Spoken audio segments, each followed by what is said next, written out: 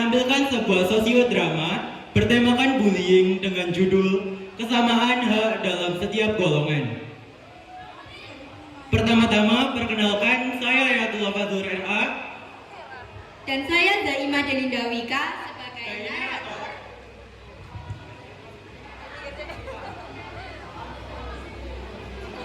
Dan perkenalkan teman-teman kami, yang pertama Suci sebagai anak petani, Putra sebagai anak DPR, Hikmah sebagai bapak petani, Dwi sebagai ibu petani, Udin sebagai bapak DPR, Lia sebagai ibu DPR, Acis sebagai kepala sekolah, Zara dan Vika sebagai guru, Iil, Niam, Rama, Auril, dan Iil sebagai kompletan putra, Hikmah dan Vivi sebagai sahabat dekat Suci, dan Elsa sebagai petugas UKS. Tanpa berlama-lama lagi, mari kita saksikan sosiodrama dari kelas 11-6.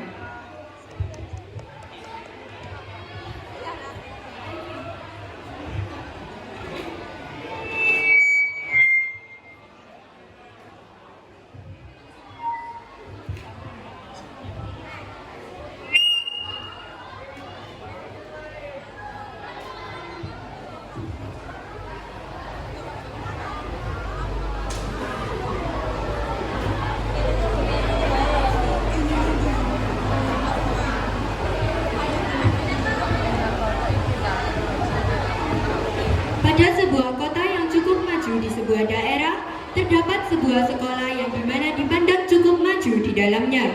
Sekolah tersebut tentunya banyak digemari serta diminati pula oleh semua kalangan masyarakat, mulai dari kalangan bawah hingga kalangan atas, yang dimana mereka mengidam-idamkan anak mereka untuk bersekolah di sana, dikarenakan reputasi sekolah yang dikabar-kabarkan sangat baik yang akan menjamin masa depan anak mereka jika bersekolah di sana. Pada suatu ketika, tepat 3 minggu sebelum ujian sekolah dimulai, Ibu Zara yang notabene-nya adalah ibu wali kelas dari kelas 11-6 memberitahu anak didiknya untuk segera membayar uang SPP. Baik anak-anak, cukup sekian materi kita hari ini. Menyampaikan amanah dari staf tata usaha sekolah, bagi yang belum melunasi pembayaran SPP dapat segera melunasi ya. Suci, kebetulan di kelas ini tinggal kamu yang belum melunasi pembayaran SPP. Nanti sepulang sekolah kamu bicarakan dengan kedua orang tuamu ya. Apabila nanti mereka masih belum bisa membayarnya, kamu dapat meminta keringanan kepada pihak sekolah. Baik Bu, terima kasih. Nanti akan saya sampaikan. Ya, Makanya Suci, kalau lu itu miskin, lu itu gak usah sekolah di sini. Jadi gak kamu bayar kan lu?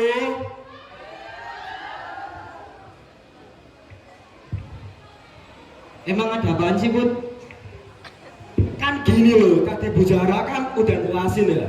Terus katanya ada teman kita tuh satu kelas, itu belum lunas SPP-nya. Ya masa sih SPP cuma segitu doang loh, belum lunas. Kek, hah? Lu kenapa sekolah di sini kalau gak mampu? Hah? Sebulan yang cuma 155.000 masih nunggak. Si miskin apa sih lo, Ci? Gue kasih tahu ya, dia tuh cuma anak petani. Setahu aku nih ya, dia ijazah SMP-nya aja masih ditahan karena utang di sekolahnya dulu belum lunas. Kalian cukup ya, setiap orang itu punya kelebihan dan kekurangan masing-masing. Jadi kalian tidak boleh menghina teman kalian seperti itu. Ya sudah, jam istirahat sudah tiba, ibu tinggalkan dulu ya.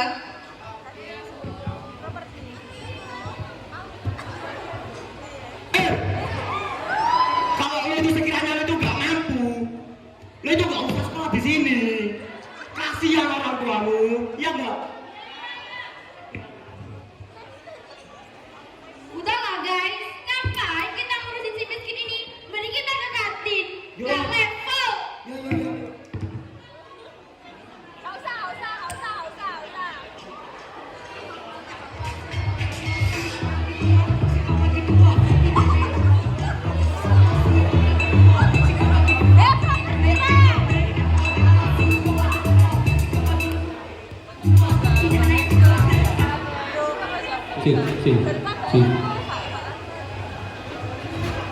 Sepulang sekolah, Suci berjalan gontai memasuki rumah sederhananya. Ia ragu untuk memberitahu kedua orang tuanya. Namun, ia tak punya pilihan selain memberitahukan masalah ini kepada kedua orang tuanya.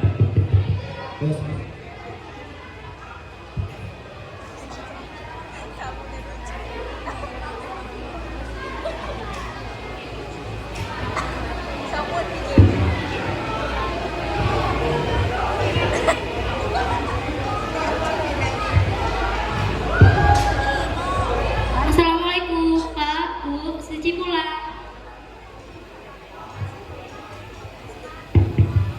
Waalaikumsalam, oh Cak Ayu, sini duduk dulu. Ada apa? Kok lemes banget? Gak kenapa-kenapa kan di sekolah? Bapak kemana Bu? Suci mau bicara. Bapak masih di ladang, mau ngomong apa? Sini aja sama Ibu. Jadi gini, tadi Bu Zahra di pas di sekolah bilang kalau tunggakan SPP harus dibayar. Kalau nggak dibayar, nggak akan bisa ikut ujian. Oh alah, gitu toh ya. Udah kamu bersih-bersih dulu, habis itu makan. Ini biar ibu sama bapak aja yang pikirin. Kamu jangan pikirin ya. Baik Bu.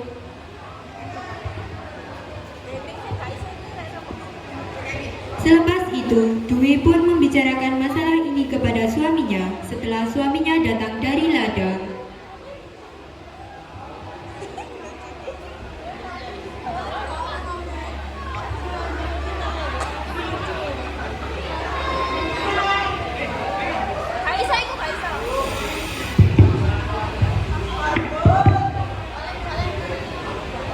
Assalamualaikum. Waalaikumsalam.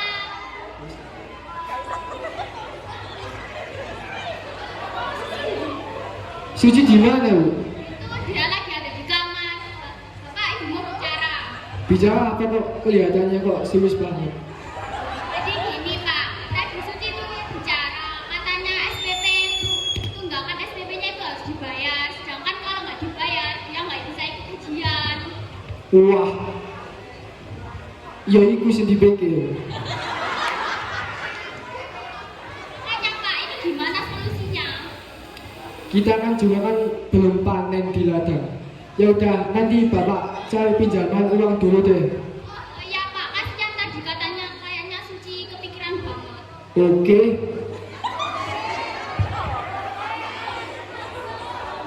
Selepas itu, Hikmal pun memikirkan ke siapa ia akan meminta pinjaman uang. Hingga pada akhirnya, Hikmal memutuskan untuk meminjam uang kepada salah satu kenalannya yang merupakan anggota dari Dewan Perwakilan Rakyat dan memutuskan untuk mendatangi kediamannya.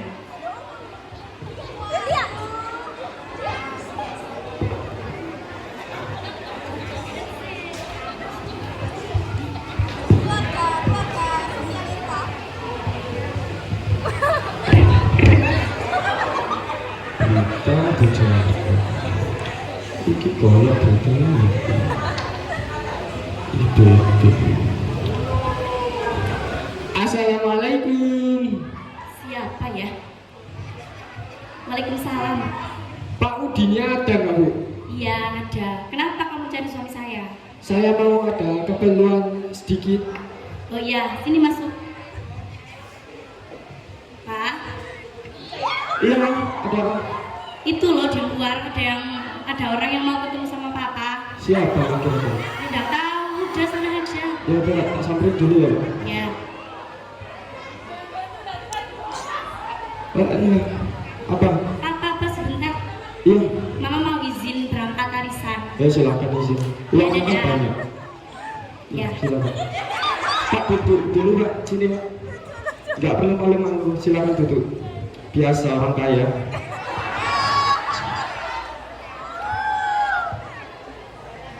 Ada yang perlu dibantu oleh saya? Jadi begini, Pak. Gimana? Saya kesini tuh mau. Shh, aku tahu. Kamu mau pinjam uang ke saya kan? Saya kan orang kaya. Kamu mau pinjam berapa sih? Saya sih nggak butuh banyak, Pak. Berapa? Cuma 500.000 buat biaya SPP anak saya. Jangankan 500.000, 10 juta bisa sih, tenang. Transaksi Pak. Ini aku ada uang 1,5 juta buat berobat buat sekolah kamu. Ya udah Pak. Terima kasih. Oh ya udah sama-sama. Saya akan janji untuk kembalikan uang ini lagi.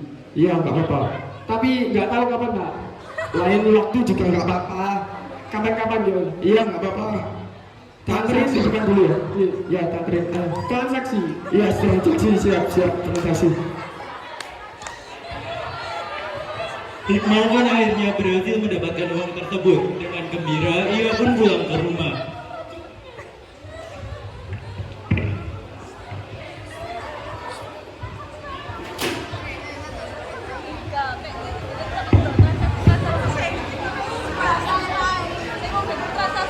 Assalamualaikum Bu, Bapak pulang. Waalaikumsalam. Sini Pak, duduk. Jadi gimana Pak? Tadi uangnya udah dapat apa belum? Alhamdulillah, Bapak sudah mendapatkan uangnya dari pinjaman Pak DPR tadi. Alhamdulillah ya Allah. Mana Pak uangnya mana? Ini Masya Allah. Di saat yang bersamaan, Suci baru saja sampai ke rumah setelah menyelesaikan sekolahnya. Assalamualaikum. Waalaikumsalam. Ayo Cak Ayu, sini duduk dulu.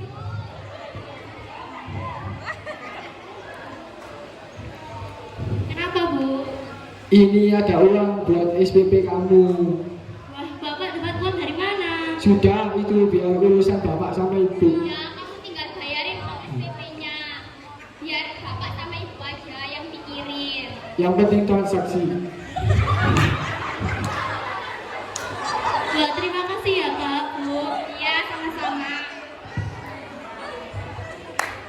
Keesokan harinya, Suci pun langsung membayarkan tunggakan uang SPP-nya di sekolah dan membawa bukti kwitansinya ke dalam kelas.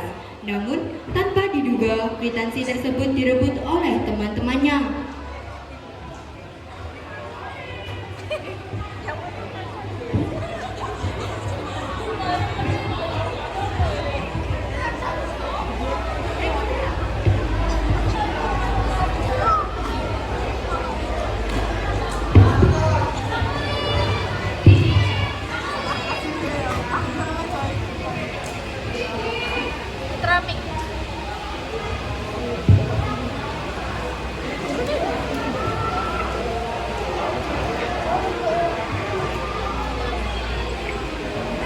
Wih, udah bisa bayar SPP nih. Dapat uang dari mana lo? Jangan-jangan dapat dari hasil gempel lagi. Bicara ya. Ini tuh hasil dari kerja bapakku. Hah? Apa? Kerja keras bapakmu? Hei, aku kasih tahu ya. Aku kasih tahu. Semalam, bapakmu yang miskin itu datang ke rumahku. Tahu nggak? Dia ngutang uang ke bapakku.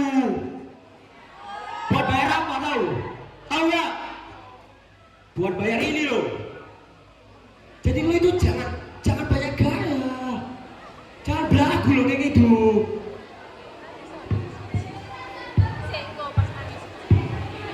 Berita panas nih. Buset.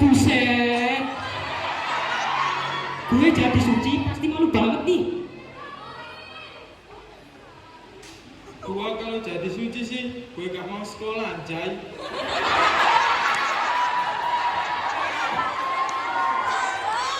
Makanya Ci, jadi orang jangan munafik. Malu sendiri kan Pak? Udah, ayo kan, udah. Jangan ngurusin orang miskin, gak level. Udah, ayo. Suci pun kini hanya bisa kembali diam, menahan sebaik mungkin agar air matanya tak jatuh dari pelupuk matanya. Ia sama sekali tak tahu menahu perihal orang tuanya meminjamkan uang kepada orang tua putra. Hari ke hari, tindakan bullying yang terjadi kepada Suci kian menjadi-jadi.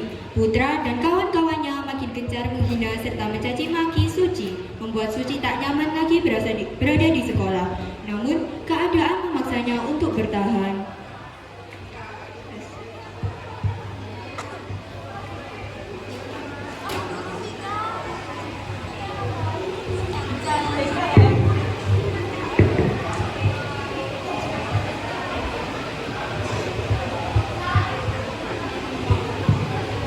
Permisi Bu, silakan duduk Suci.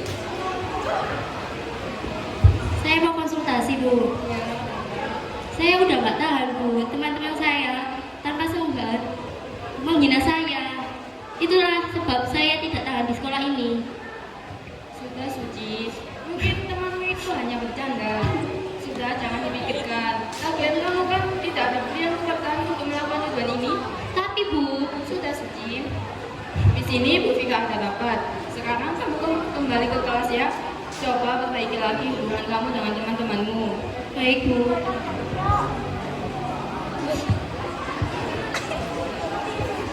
Suci pun keluar dari ruangan tersebut dengan perasaan kecewa.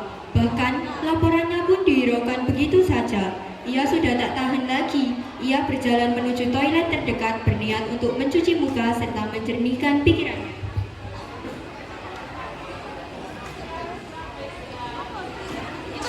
Namun di luar kendalinya, air mata yang ia coba tahan tiba-tiba menerobos keluar begitu saja tanpa persetujuan darinya.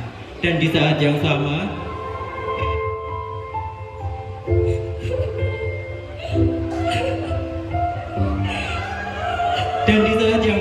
tiba-tiba datanglah Vivi dan Hikmah yang merupakan sahabat dari Suci, namun berbeda ruangan di sekolah ini.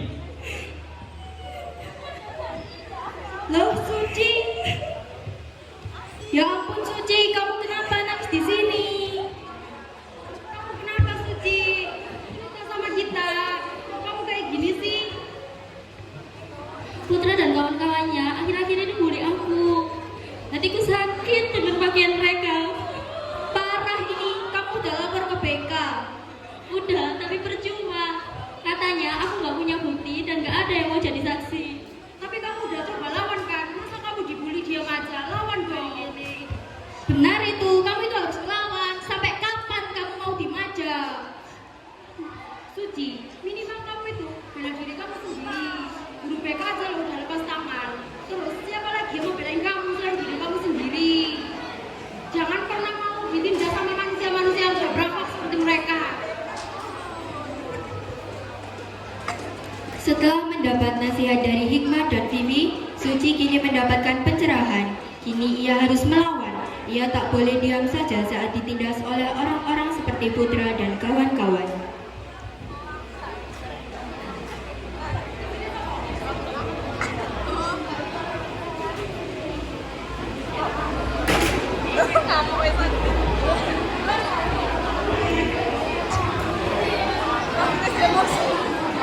Saat jam istirahat kedua berlangsung siang itu, Putra dan kawan-kawan menghampiri bangku Suci hendak melakukan hal yang biasa mereka lakukan. Yap, kini mereka memperlakukan Suci seperti seorang pelayan untuk disuruh membelikan makanan di kantin.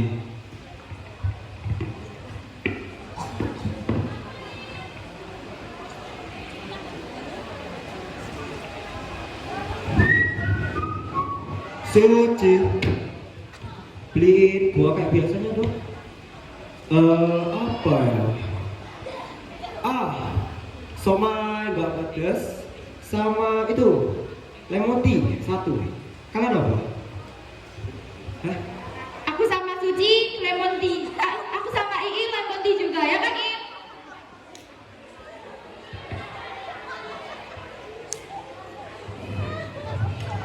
Oh Putra, gua pentol ya. Pentol Put. Aku mie ayam aja lah, 2 bungkus ya. Kalau aku sih boleh tuh, oke. Kalau gitu aku mau pesen basreng sama makanan-makanan ringan di kantin aja lah.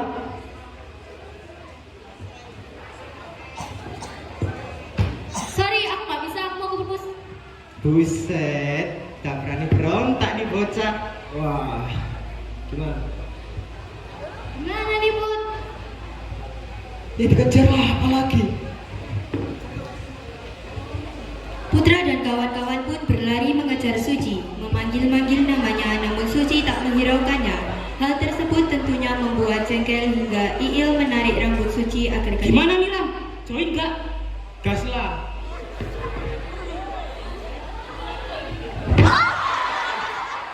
Tunggu!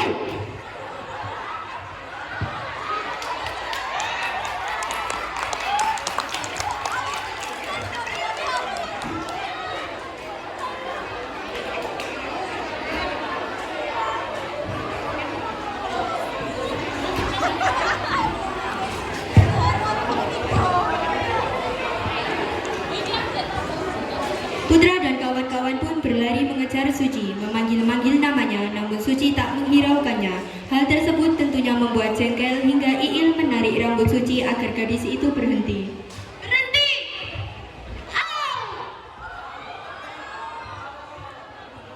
Itu berani lo? Hah? Lo udah berani ya? Apa? Hei, gua bilangin ya. Lo itu miskin. Lo itu gak usah belagu jadi jagoan. Udah, tim aja. Lo bisa gak sih? Wah, wah, wah.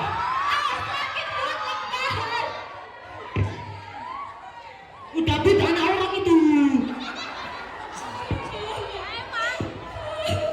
Put, kamu jangan gitu lah. Iya sih, Bud, lo keterlaluan sih.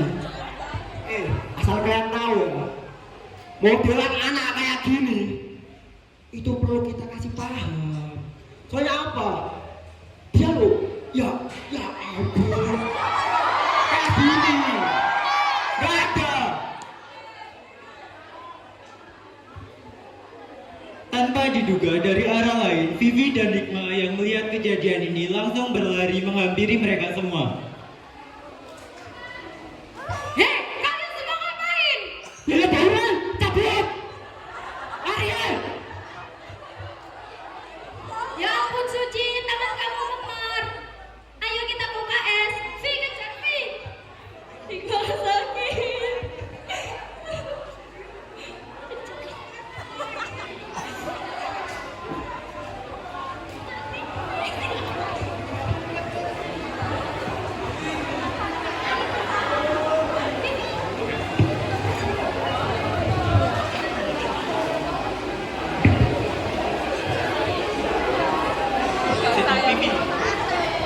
Hikmah dan Vivi pun segera melaporkan ini ke ruang BK. Hikmah segera membawa Suci menuju ruang UKS agar segera mendapatkan pertolongan pertama.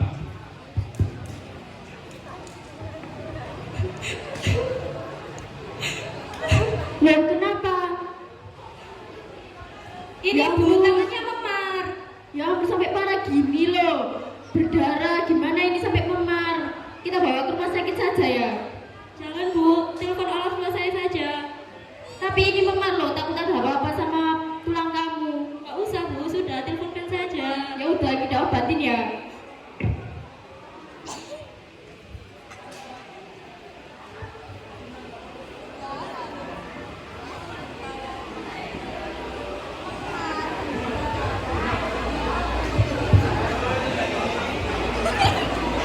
Parah ini, ayo kita lapor ke BK Vi. Ya udah, mari kita lapor ke BK.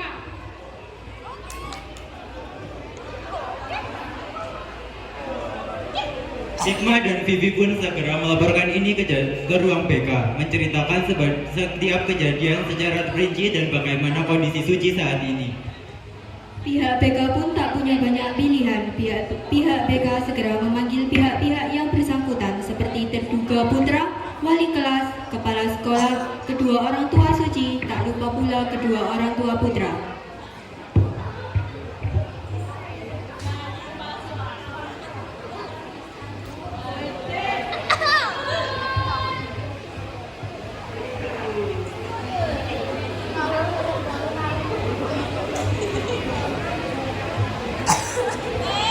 Tak lama kemudian, kedua orang tua Suci sampai lebih dahulu di sekolah. Mereka terkejut melihat kondisi putri mereka saat ini.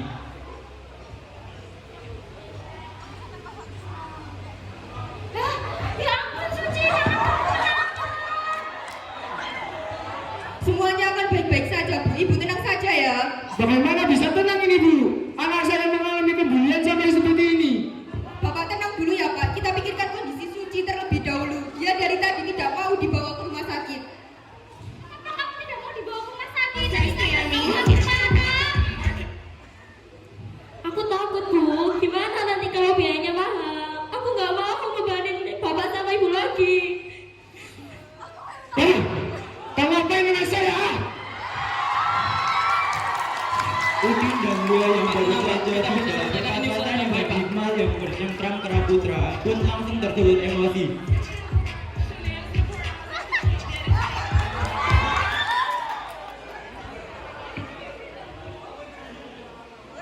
Apaan ini? Lelelele, lepaskan baju anak saya.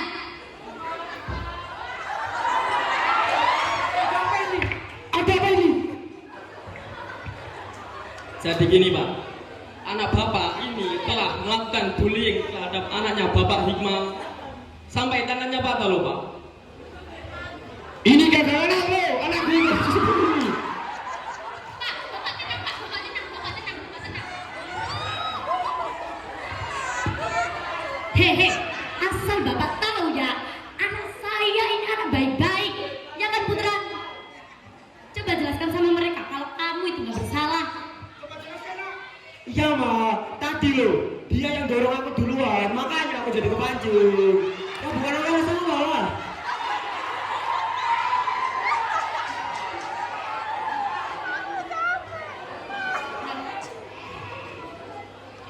Terus Bapak minta pertanggungjawaban ke saya. Bohong! Putra menyuruh aku membelikan dia dan teman-temannya makanan. Aku menolak, tapi dia tetap mengejar aku. Aku hanya membela diriku, tapi Putra membuat tanganku kayak gini. Hikmah dan Vivi yang dari tadi mengamati pun akhirnya angkat bicara mengenai masalah ini. Benar itu, Putra dan teman-temannya sudah membuli Suci, baik dalam bentuk caci makian maupun tindak kekerasan. Benar, Bu. Suci juga pernah cerita pada kami. Dia sudah melaporkan tindakan bullying ini pada Bu Pika, tapi tidak diuraukan karena tidak ada bukti. Ya Allah, Nak, kenapa kamu gak pernah bilang sama bapak atau ibu? Saya nggak terima ya. Masa di sekolahan elit seperti ini sampai ini jadi kelalaian untuk pembulian. Ya. Tenang Pak, tenang, tenang. Kita bisa selesaikan ini secara baik-baik Pak. Ayo Pak. Mohon maaf, Pak, Bu. Ini merupakan kelalaian saya dalam menjaga dan mendidik anak ibu dan bapak. Mohon maaf yang sebesar-besarnya, Bapak dan Ibu. Terus Bapak minta tahu jawab ke saya. Asal Bapak tahu, jangankan biaya anak Bapak. Saya tahu juga. Bapak minta berapa ke saya? Bapak minta berapa? Ini maksud saya. Berapa Bapak? Jangan mentang-mentang ya. Bapak menjadi jabatan yang tinggi, saya sebagai petani bisa apa? Saya dan saya DPR, jangan perwakilan rakyat. Asalkan bapak tahu ya, meskipun keluarga kami miskin, tapi saya juga mau bapak.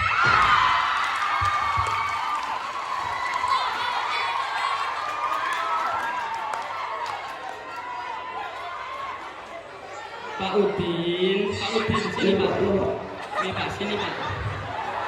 Anda kan selaku Bapak DPR ke Pak. Sabar ke Pak, sabar Pak.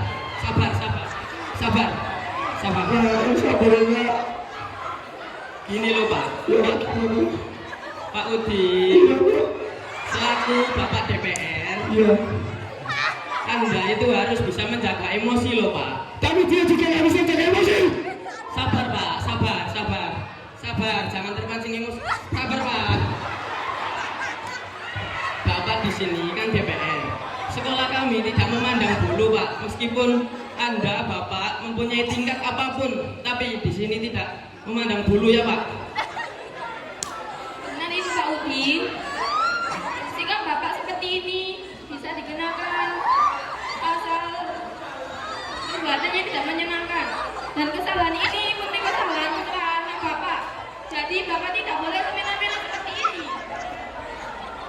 Kedua belah pihak tenang terlebih dahulu ya. Kita selesaikan masalah ini dengan kepala dingin.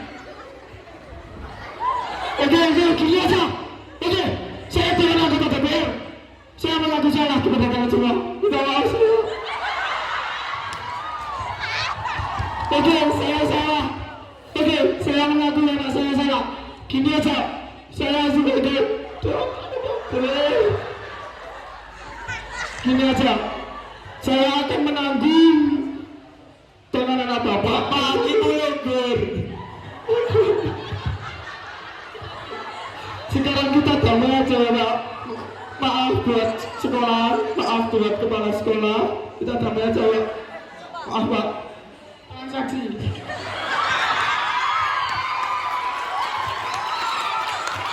Pak, ngapunten Pak. Maafkan keluarga saya, Bu Dewi. Perundingan pun selesai, ditutup dengan pihak putra yang memilih menyelesaikan masalah secara baik-baik dengan meminta maaf dan membiayai pengobatan Suci hingga selesai. Setiap orang memiliki hak-hak yang sama dalam mendapatkan keadilan serta kebebasan dalam bersuara. Tak ada perbedaan yang bisa membuat derajat manusia berbeda-beda, entah itu di mata Tuhan maupun sosial, entah itu perbedaan tingkatan, ras, suku, bangsa, dan budaya. Sejatinya tak ada yang membuat derajat antar manusia berbeda. Cukup sekian.